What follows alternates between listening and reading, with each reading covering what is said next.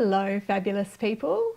Today I am going to be answering a question or discussing a question that has been posted on my Confident Rider Facebook page from the very lovely Rachel, so I'll just read that out for you. Here's a scenario I find myself in quite a lot.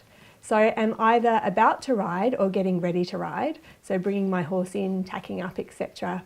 And things have been going well, but then something triggers my anxiety and doubting Thomas joins the party.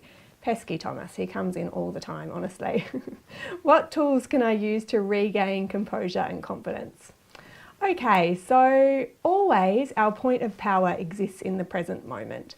So whenever you are mindful that your mind has taken you in an unhelpful direction, you have the choice about how it is you're going to proceed forward. When we have fallen into a framework of operation that is very practiced, for instance, we're used to feeling anxiety on a regular basis, it can feel like this choice isn't available to us. However, there is always the choice about how it is you're going to direct your focus, how it is you can manage and control your self-talk, and how it is you can really use your body to create a framework that supports what it is that you want to do rather than detracts from the ultimate purpose of why you're out there in the first place. The very first thing that I recommend is pressing reset.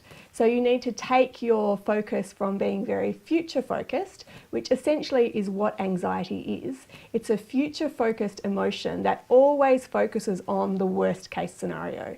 If you're in the position of feeling anxious or finding yourself in the position of feeling anxious, then what's happened for the most part is you have directed your focus forward towards the situation. So it might be that you see yourself riding and something that you would rather not happened did happen, like your horse spooking or you seeing yourself in a compromised situation. And as a result of that, you play a mental movie. Now, when we play that mental movie, we experience a physiological response. Our unconscious mind, or the subconscious mind, however you want to refer to it, gets all its information via the sensory systems. And so if you provide it with enough sensory detail, like you see something happening in your mind's eye that you don't want to happen, you can hear yourself having a conversation in relation to that, and you feel the feelings of that event actually coming to life, your unconscious mind clocks that as real. And so even though you can be in a completely safe situation, your physiology mirrors what it is that's going on in your mental framework. And so the very first thing that we need to do is interrupt that pattern and bring our focus back into the now. Now, the best way to do that is to get, again, really sensory focused. So take some time to reconnect with your breath. It might be that you do 2 or 3 breaths with the 1-2 breath ratio, which is a technique I teach that involves doubling the length of your exhalation in comparison to your inhalation. And what that will do is just bring you back and anchor you in the present moment. From there, you can decide and ask yourself, what is it that I want to focus on? What is it that I'm actually wanting to create?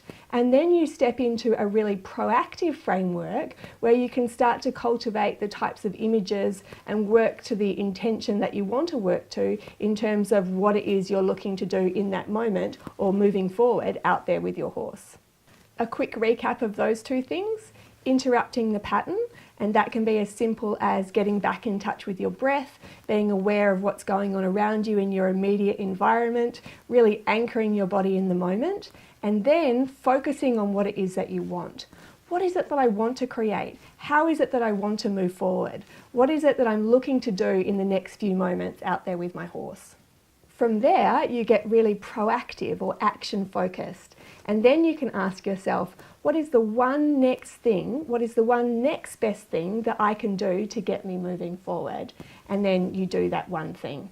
It's about taking your focus away from global scenarios that are very detrimental to what it is you're looking to create, anchoring yourself back in the moment, and then stepping back into that same creationary force, but in a much more positive context. It's about removing yourself from that negative creationary space and putting yourself back into a positive creationary space. Anxiety is really exercising your superpowers for evil instead of good. So we can then get really intentional and say, how is it or what is it that I want to experience, and then what actions do I need to take moving forward in support of that?